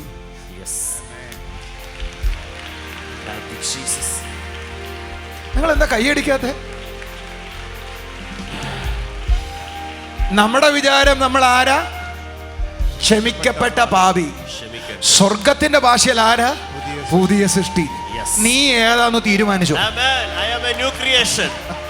ക്ഷമിക്കപ്പെട്ട പാപിയോ പുതിയ സൃഷ്ടിയോ? ക്ഷമിക്കപ്പെട്ട പാപിക്ക് കുറച്ച് കഴിയുമ്പോ എല്ലാം കാണാനുണ്ട് കേട്ടോ. പുതിയ സൃഷ്ടിക്ക് പഴയതൊന്നുമില്ല, എല്ലാം പുതുതായി തീർന്നിരിക്കുന്നു. ബ്യൂട്ടിഫുൾ അല്ലേ ക്രിസ്തീയ ജീവിതം? നമ്മൾക്ക് ഇങ്ങനെയാണോ ഇതിനെ മനസ്സിലായിട്ടുള്ളത്? ടോട്ടലി അല്ല. ഈ ചുവന്ന മുടുപ്പിട്ട് മോളിരുന്ന് ചിന്തിക്കുമായിരുന്നേ. ഇരിക്കല്ലേ, ഒരു പ്രധാന പോയിന്റ് കൂടെ പറയാനുണ്ട്. എന്താ മോളെ നിന്റെ പേര്? ഇപ്പുറത്തോ, ഫ്രണ്ടി വാടാ. എന്താ മോളെ നിന്റെ പേര്? അശ്വതി. 3 കാര്യം ചിന്തിച്ചു. ഒന്നാമത്തെ ചിന്തിച്ചതാ, നേരത്തെ ഇവിടെ വരണ്ടായിരുന്നു. രണ്ടാമത്, ഇനി എനിക്കൊരു ശിക്ഷയില്ലേ, അത് വിശ്വസിക്കാൻ പറ്റുന്നില്ല. മോളെ, നിനക്ക് മാത്രമല്ല ഞങ്ങൾക്കെല്ലാം വിശ്വസിക്കാൻ പറ്റാതെയായിരുന്നു. എത്ര പേർക്ക് അതൊരു പുതിയ അറിവായിരുന്നു? ഇനി എനിക്ക് ശിക്ഷാവിധി. ഞാൻ നമ്മുടെ ചർച്ച ഞാൻ ചെയ്യുമ്പോൾ കണ്ടിട്ടില്ല അധികം. ഞാൻ ചെയ്ത് നോക്കാഞ്ഞിട്ടാണോ എന്ന് അറിയത്തില്ല. ചില പബ്ലിക് മീറ്റിങ്ങുകളിൽ പ്രസംഗിക്കാൻ പോകുമ്പോൾ ബന്ധക്കോസ് സഭകളിലാണ് അല്ലെങ്കിൽ വിശ്വാസികളുടെ സഭകളിലാണ് രക്ഷിക്കപ്പെടാൻ ആളുകൾ പറയുമ്പോൾ ഞാൻ മൂത്ത വിശ്വാസികൾ മുന്നോട്ട് വരുന്നത് കണ്ടിട്ടുണ്ട്. ഓട്ടർ കോളിനെ ഞാൻ പേര് വിളിക്കുമ്പോഴേ ആളുകളിലെല്ലാം മുന്നോട്ട് വരും. ഞാൻ ഇവരെ നോക്ക്, കമ്മലും മാല ഇട്ടിട്ടില്ല, വെള്ള വേഷം ഇട്ടിട്ടുണ്ട്, പിന്നെന്തിനാ മുന്നോട്ട് വരുന്നേ? അവർ രക്ഷിക്കപ്പെട്ടു എന്നോ കുറ്റവിമുക്തനായെന്നോ ബോധമില്ല. കുറ്റവിമുക്തനായെന്ന് ബോധമായാൽ അയാൾ ഒരിക്കലും മുന്നോട്ട് പോകത്തില്ല. അയാൾ പറയും, ഞാൻ രക്ഷിക്കപ്പെട്ടതാണ്, ഞാൻ പാപമോചിതനാണ്, ഞാൻ പുതിയ സൃഷ്ടിയാണ്.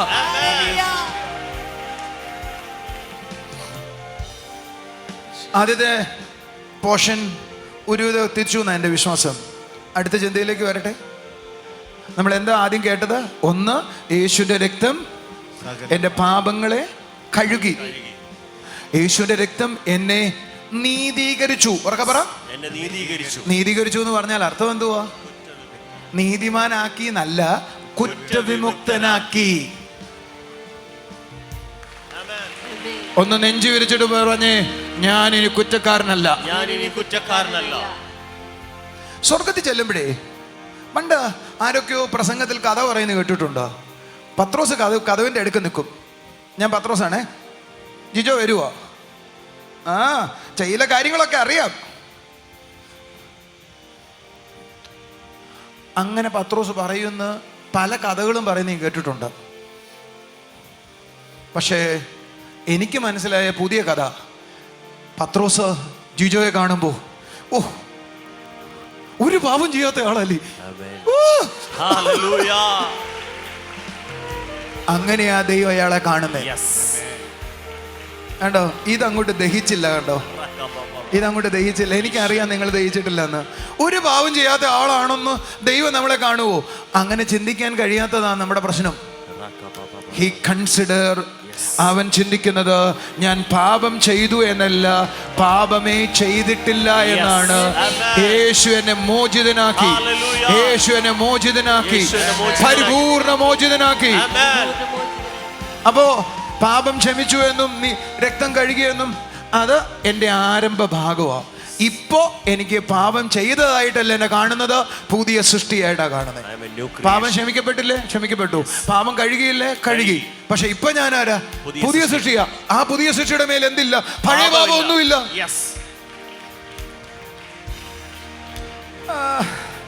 അത് അത്ര കൊണ്ട് മനസ്സിലായിട്ടില്ല എന്നൊക്കെ എനിക്കറിയാം. ഇത്രയെങ്കിലുമൊക്കെ മനസ്സിലായെങ്കിൽ കൊള്ളാം. ഒന്ന് കൈയടിച്ച് കർത്താവിനെ സ്തുതിച്ചേ. ഒന്ന് പറഞ്ഞേ, ഒന്ന് പറഞ്ഞേ, രക്തം കൊണ്ട് കഴുകി എന്ന് പറഞ്ഞേ. രക്തം കൊണ്ട് കഴുകി. അടുത്തത് കുറ്റവിമുക്തനാക്കി. രണ്ടും പിടി കിട്ടിയോ? ഒന്ന് പറഞ്ഞേ, രക്തം കൊണ്ട് കഴുകി. അടുത്തത് 2-3 പേരോട് ചെന്ന് പറഞ്ഞേ, രക്തം കൊണ്ട് കഴുകി. ഒന്നും കൂടെ പറഞ്ഞേ, രക്തം കൊണ്ട് കഴുകി, കുറ്റവിമുക്തനാക്കി. രക്തം കൊണ്ട് കഴുകി കുറ്റവിമുക്തനാക്കി. ഒന്നും കൂടെ പറഞ്ഞേ, രക്തം കൊണ്ട് കഴുകി കുറ്റവിമുക്തനാക്കി. റൈറ്റ്. ഇപ്പൊ ഞാൻ ആരാണ്? രക്തം കൊണ്ട് കഴുകി കുറ്റമില്ലാത്തയാളാണ്. ഇരുന്നാട്ടെ. ഒരു വാക്യത്തിലേക്ക് ഇങ്ങോട്ട് വരാം. റോമർക്കെഴുതിയ ലേഖനം 3:25 വാക്യം. വിശ്വസിക്കുന്നവർക്ക് അവൻ തൻ്റെ രക്തമൂലം പ്രായശ്ചിത്തമാകുവാൻ ദൈവം അവനെ പരസ്യമായി നിർത്തിയിരിക്കുന്നു.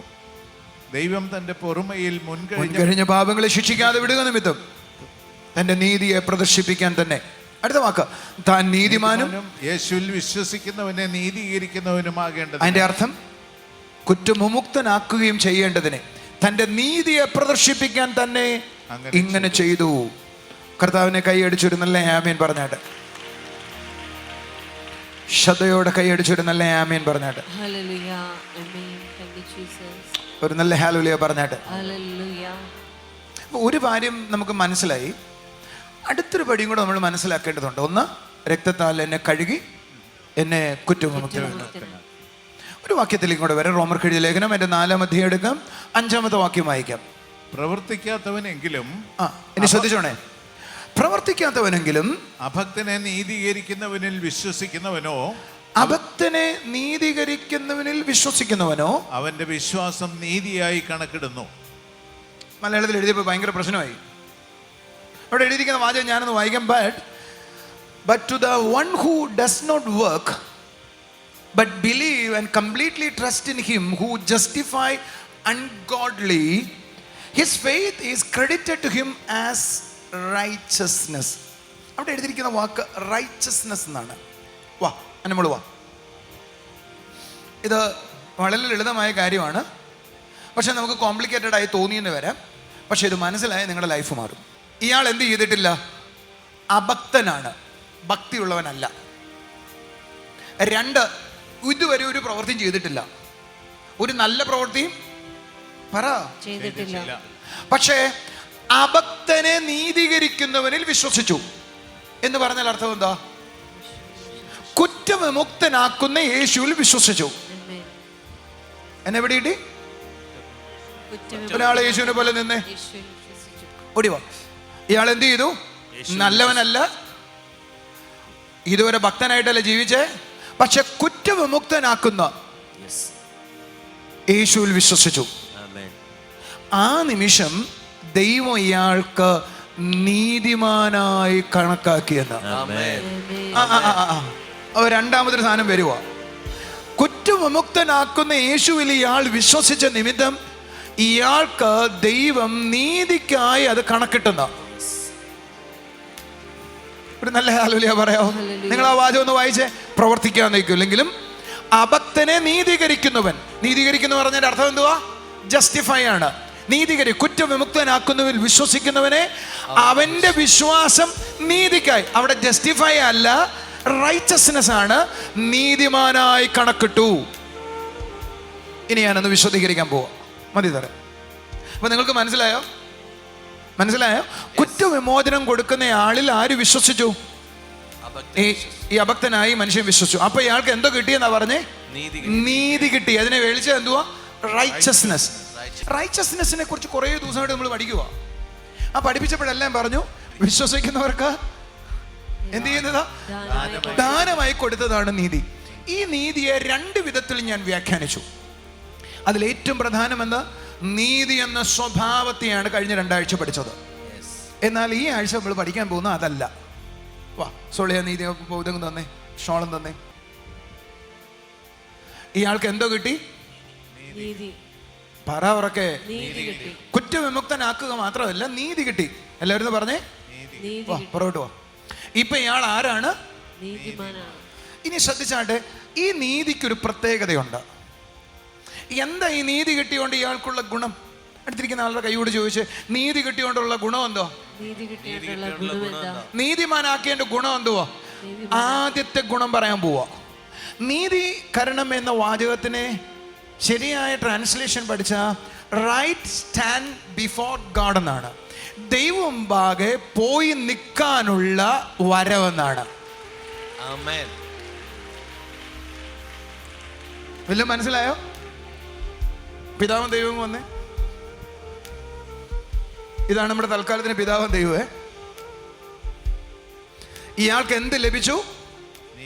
ഇതാര് കൊടുത്ത നീതിയാണ്? യേശു കൊടുത്ത നീതിയാണ്. അല്ലെ, പിതാവാം ദൈവം കൊടുത്ത നീതിയാണ്. ഇതാർക്ക് ലഭിച്ചു കഴിഞ്ഞു? ഇനി ഇയാൾക്ക് ആരുടെ മുമ്പിൽ ധൈര്യപൂർവ്വം ചെല്ലാം? ധൈര്യപൂർവ്വം പിതാവിന്റെ അടുക്കൽ ചെല്ലാം. കൈയടിച്ചൊരു ഹല്ലേലൂയ പറഞ്ഞാട്ടെ.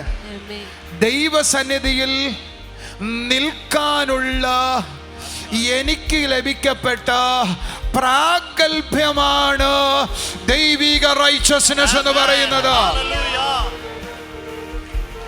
ഒന്നും കൂടെ ഞാൻ പറയാം. എനിക്ക് കുറ്റവിമുക്തി ഉണ്ടായതിനു ശേഷം എനിക്ക് ദൈവം നൽകുന്ന പദവിയാണ് റൈച്ചസ്നെസ്, നീതീകരണം. ഇത് എനിക്ക് ദൈവസന്നിധിയിൽ ചെല്ലാനുള്ള പ്രാഗൽഭ്യത്തെ തരികയാണ്. എന്നാ വലിയ കാര്യമല്ലേ? എങ്ങനെയാ ദൈവം ഈ പ്രാഗൽഭ്യം തരുന്നെന്ന് പറയാനാ കാരണം? ശ്രദ്ധിച്ചു കേൾക്കൂ. ഈ റൈച്ചസ്നെസ് നമ്മുടെ അല്ല, ഇത് യേശു ക്രിസ്തു കാൽവറിയിൽ നേടിയ റൈച്ചസ്നെസ്സാ. ഞാൻ ഈ റൈച്ചസ്നെസ്സുമായിട്ടാണ് ആരുടെ അടുക്കൽ ചെല്ലുന്നത്? ഉദാഹരണം പറയാം. ഗലാത്യ ലേഖനം 3:27 വാക്യം.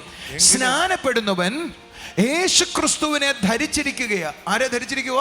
അപ്പൊ സ്നാനപ്പെട്ടപ്പോ നിങ്ങൾ ആരെ ധരിച്ചേ? പിതാവ് ഇദ്ദേഹത്തെ നോക്കുമ്പോ വാസ്തവത്തിൽ ഇദ്ദേഹത്തെ അല്ല കാണാനുള്ളത്, ധരിച്ചിരിക്കുന്ന യേശുവിനെയാണ് കാണാനുള്ളത്. പഴയ നിയമവും പുതിയ നിയമവും വിളിച്ചത് ഇത് നീതിയുടെ വസ്ത്രം എന്നാണ്. ഒരു ഹല്ലേലൂയ പറഞ്ഞാട്ടെ. ഈ വസ്ത്രമായിട്ട് എനിക്ക് എവിടെ കടന്നു ചെല്ലാം? പിതാവിന്റെ അടുക്കൽ കടന്നു ചെല്ലാം. കൈകളടിച്ചൊരു ഹല്ലേലൂയ പറയാം. നമ്മുടെ മുമ്പിൽ ഒരു ചോദ്യം ചോദിച്ചോട്ടെ. ദൈവസന്നിധി പോകാനുള്ള ഏറ്റവും പാഠം എന്നാന്ന് പറയാമോ? ഒന്ന്, കുറ്റബോധം. 2, പ്രാഗൽഭ്യമില്ല.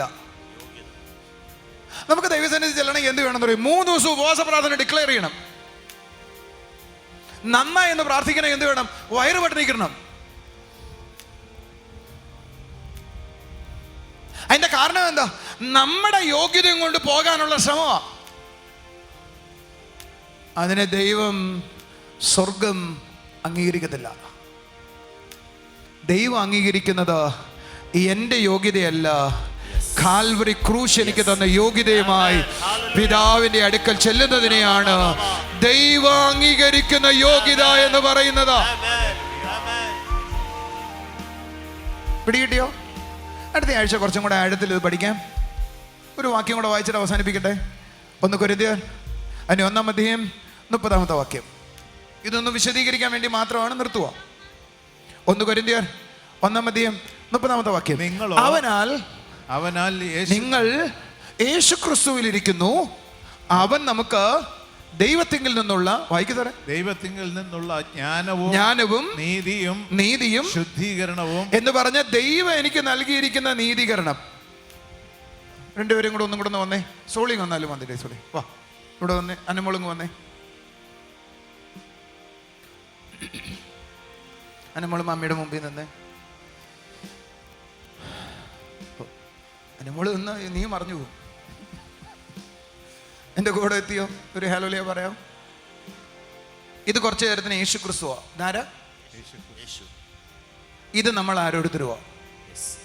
വേദവസം പറയുക, നമ്മൾ ക്രിസ്തുവിലായിരിക്കുന്നേ. ആരിലായിരിക്കുന്നേ?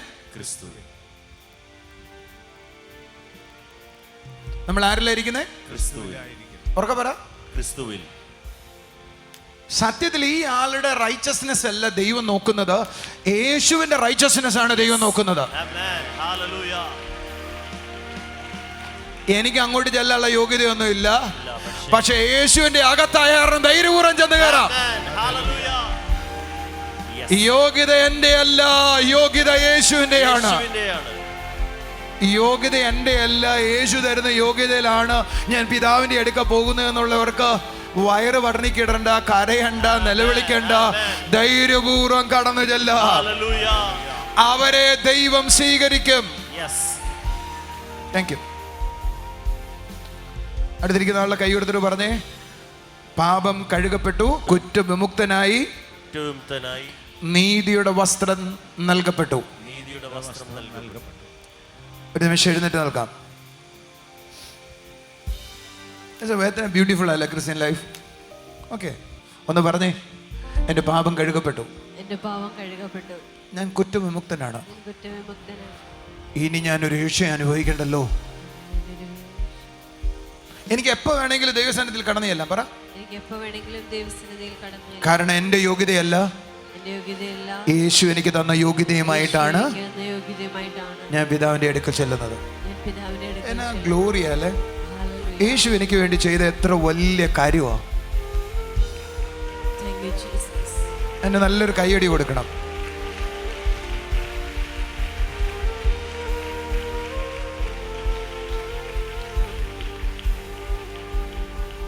ആരോ ഒരാളിങ്ങനെ ഞാൻ പ്രസംഗിച്ചുകൊണ്ടിരിക്കുമ്പോൾ ചിന്തിച്ചേ, ബ്രദർ പറഞ്ഞു രക്ഷിക്കപ്പെട്ട പാപിയാന്ന്. അങ്ങനെയല്ലേ പറഞ്ഞേ? എങ്ങനെ? ക്ഷമിക്കപ്പെട്ട പാപിയാന്ന്. ഇനി എൻ്റെ തലയിൽ ക്ഷമിക്കപ്പെട്ട പാപിയല്ല, പകരം ഞാൻ പുതിയ സൃഷ്ടിയാണ്. ഇനി എൻ്റെ തലയിൽ ഒരു പാപവും ഇല്ലെന്ന്, ദൈവം എന്നെ പാപമായിട്ട് കാണുന്നില്ലെന്ന് അങ്ങോട്ട് സങ്കല്പിക്കാൻ പറ്റുന്നുണ്ടോ? ദൈവം ഈ ഭൂമിയിൽ ചിലതിനൊക്കെ ഉണ്ടാക്കി വെച്ചിരിക്കുന്നത് നമുക്ക് മനസ്സിലാവാനാ. മുട്ടയും കോഴിക്കുഞ്ഞും തമ്മിൽ വല്ല ബന്ധമുണ്ടോ? അടുത്തിരിക്കുന്നതിനോട് ചോദിച്ചേ, മുട്ടയും കോഴിക്കുഞ്ഞും തമ്മിൽ വല്ല ബന്ധമുണ്ടോ? മുട്ട തറയിലിട്ട പൊട്ടും നശിച്ചു പോവും. കോഴിക്കുഞ്ഞിനെ അങ്ങനെ തറയിലിടാനും നശിപ്പിച്ച് കളയാനും പറ്റത്തില്ല, പുള്ളി പറക്കും. അടുത്തിരിക്കുന്നവരോട് ചോദിച്ചവർക്ക് പുഴുവും പൂമ്പാറ്റയും തമ്മിൽ വല്ല ബന്ധമുണ്ടോ?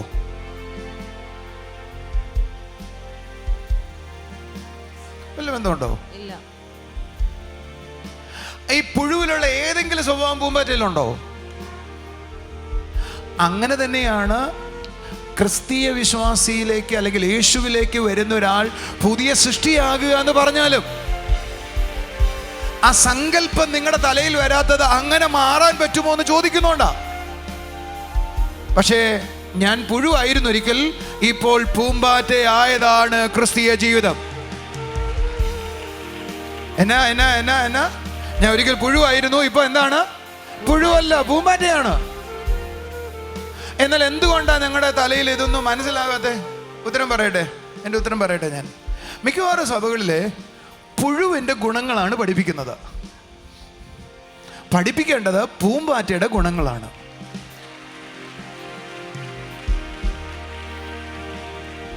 എന്ന് പറഞ്ഞാൽ പഴയ മനുഷ്യന്റെ പാപത്തെക്കുറിച്ചും പാപങ്ങളെക്കുറിച്ചും തെറ്റിൽ നിന്നും മോചനാവിനെ കുറിച്ചുമാണ് നമ്മൾ സംസാരിച്ചുകൊണ്ടിരിക്കുന്നത്.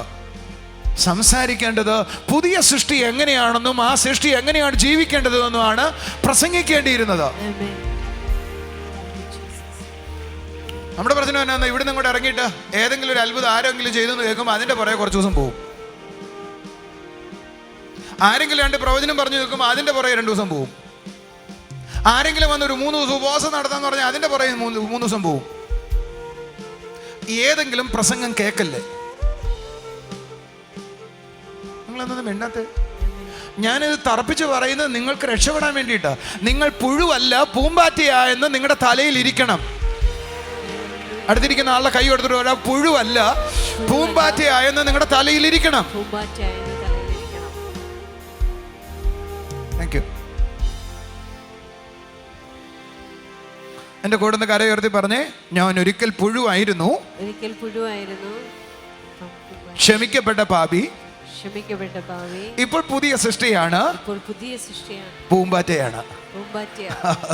ഒന്ന് പറഞ്ഞേ, ഞാൻ ഒരിക്കൽ പുഴുവായിരുന്നു, ക്ഷമിക്കപ്പെട്ട പാപി.